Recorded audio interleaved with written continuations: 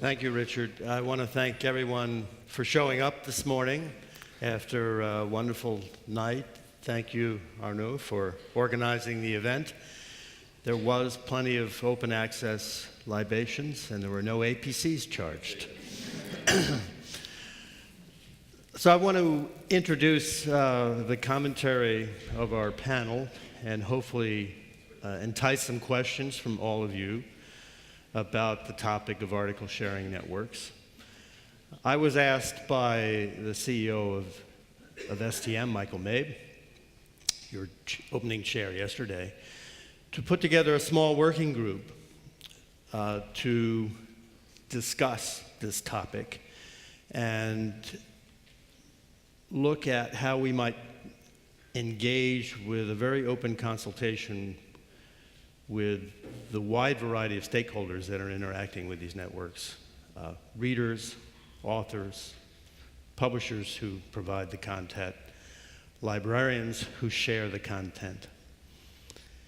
And the group, I had the honor of chairing. I have two members of the group in the panel this morning, Grace and Kent. And we started work in the fall of 2014. And the first thing we did was to realize that this exercise, even though it has a recent attention under the sharing economy model, some of these networks have been around for 25 years or more.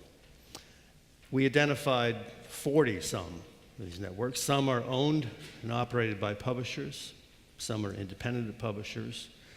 The notoriety has come from the relatively recent and rapid growth of the big three that Richard mentioned. And the concern that publishers have is, of course, is it a new way of sharing subscription content in a way that might harm the sustainability of ourselves as content providers. So after some discussion, the group decided to draft a set of voluntary principles that really recognizes that these article sharing networks are an incarnation of what academics have done since the first journal was published 3.5 centuries ago. You share versions or copies of that manuscript with your research colleagues. That's what researchers do. It was a little harder 3.5 centuries ago to do that. It was a little harder 20 years ago. It's pretty easy now to take a PDF and hit a button. And of course, the concern is we all, as publishers in this room, as we heard yesterday, still 90% of our income comes from subscriptions. And it's unfair if there is a means of mass publication of a publication upon the publication date to anyone who has a web connection when our subscribers are paying for that. So the group sat down and drafted a set of voluntary principles for the use of such networks. And one of the most important things we did was realize that we really should make this an open consultation with as many of the stakeholders who have an interest in the problem. And in February of 2015, we posted a draft version of these principles. And we put out notices on various listservs through various publisher and library organizations, research organizations. Please look at them, comment. We collected the comments over a 2-month period, and I'm happy to say we actually got about 50 substantial comments.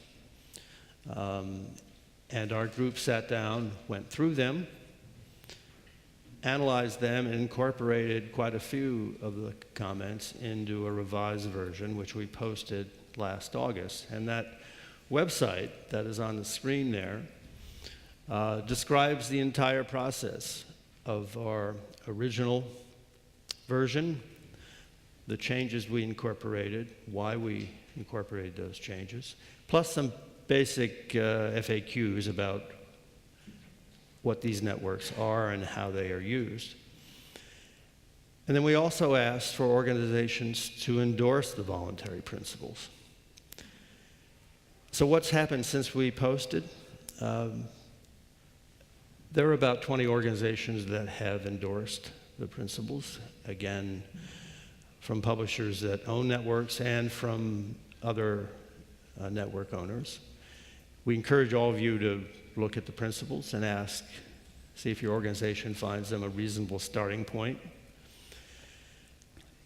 But more important than this endorsement, it actually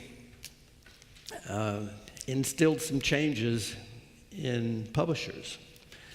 One of the principles that we put down on this voluntary statement was we as publishers were not very open and clear and transparent as to what our policies were, allowing an author to deposit some type of version in these networks.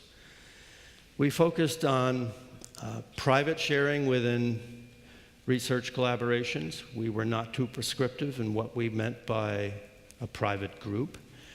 I come from the accelerator community where a research collaboration can be hundreds or thousands. A bench scientist, it may be 10. So it's really dependent on the field. We were also recognized the fact that there could be a citizen scientist, a member of the public in that research collaboration. There could be an industrial collaborator. We also asked publishers to make their policies more open and more transparent. And a half a dozen publishers since the publication of our voluntary principles have done that. The third thing we put in the principles, every author likes to know that their manuscripts are being read. That's the vanity factor that Richard mentioned. Publishers and librarians have shared the task of quantifying where and how a manuscript is read, and they work together on producing the counter system. So this is now a third set of platforms, these article sharing networks, where articles are being read, shared, and archived. So we said we should incorporate the counter statistics so that we can add this platform. And that is the third area that has directly resulted from the drafting of the principles.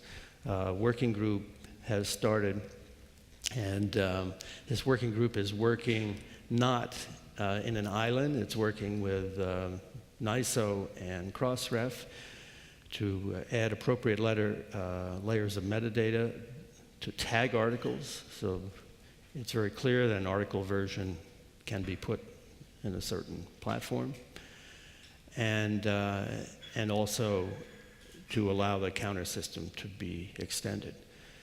So the voluntary principles have already had some effect in our industry in terms of forcing publishers to look at their policies, revise those policies, and make them more open and transparent. The endorsement exercise, which is ongoing, is continuing a conversation. I ask you to read it, send us your comments. There's an address there where you can send your comments. And the technical spin-off is continuing, and that will have subsequent positive effect. So take a look at that website. I have a little one-pager afterwards if any of you would like to pick it up. It has the principles on one page, and it has a summary of that website on the other side. So thank you for your attention.